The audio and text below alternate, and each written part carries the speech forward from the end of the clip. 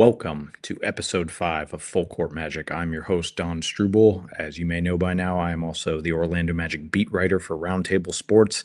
And just outside this press room, to the right of me, you can hear the scuffling of shoes on the Magic's practice court inside the Kia Center. I imagine that they are working on some perimeter shooting after an abysmal night from three-point range for this team.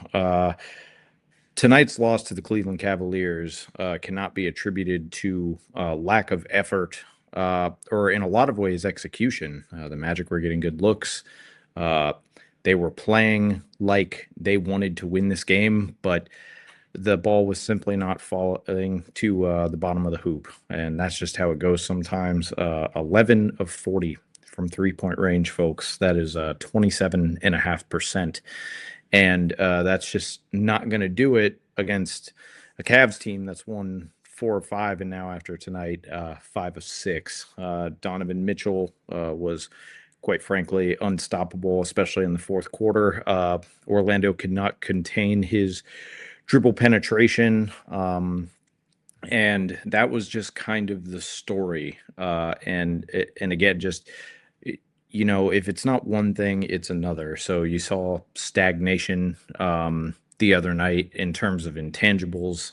Tonight, it was just stagnant offense, or not even stagnant offense. I don't even think that's fair of me to say. It was a matter of those shots were just not going down. They couldn't convert on the looks and the actions that they were setting up. And that's going to hurt you 9 times out of 10.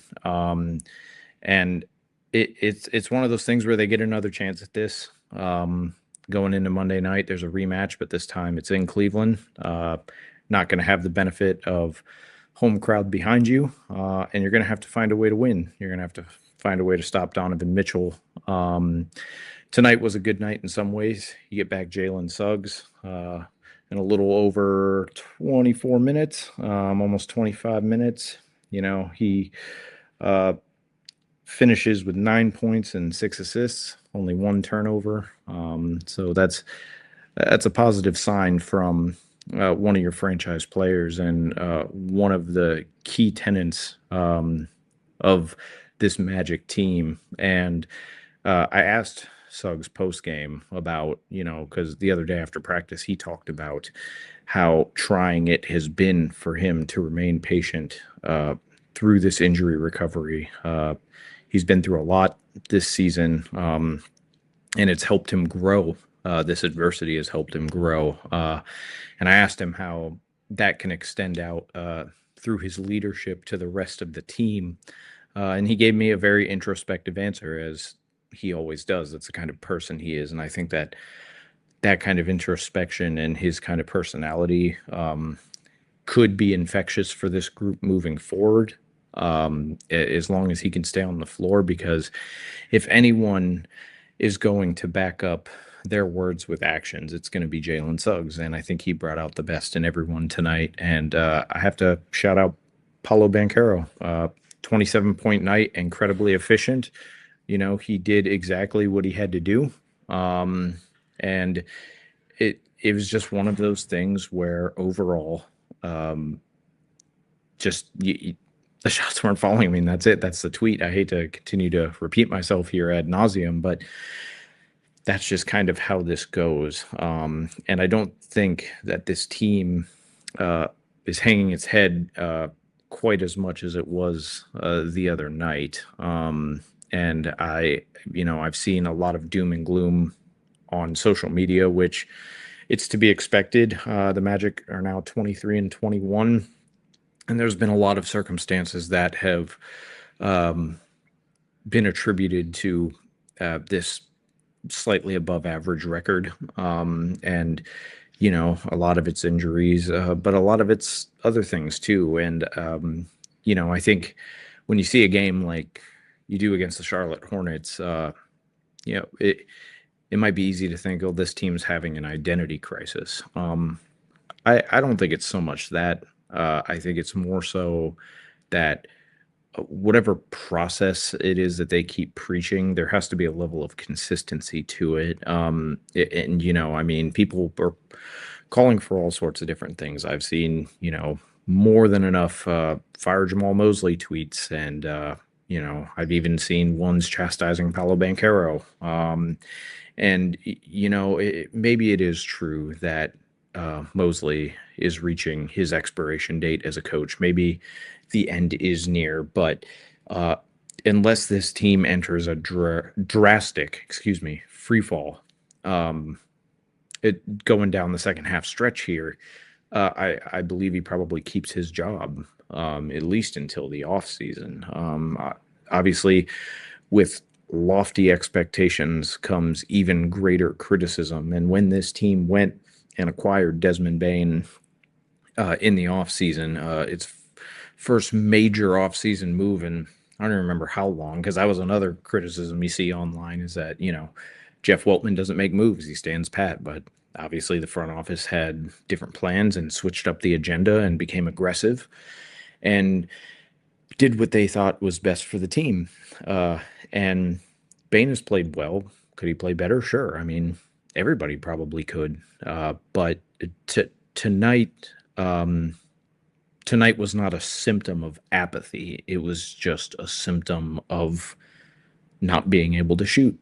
And that happens sometimes. And you know what? As long as this team remains consistent in what it's trying to do in its execution, then there is a good chance that they could go into Cleveland on Monday and even this thing up for the season series here. And I talked pregame about how I believe that these two organizations suffer from similar issues right now, whether it be injury. I mean, obviously Franz Wagner did not suit up tonight.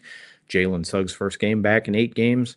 Cavs were without Darius Garland. Max Strus has not played yet this year. DeAndre Hunter was a late scratch with a sore knee. So, both of these teams have been hobbled all season, and we've never been able to see either one of their full potential. But I think that there's also identity issues in some ways, or at least issues with maintaining identity and what has made these teams successful in the past. And a lot of that just comes down to the intangibles and the intensity.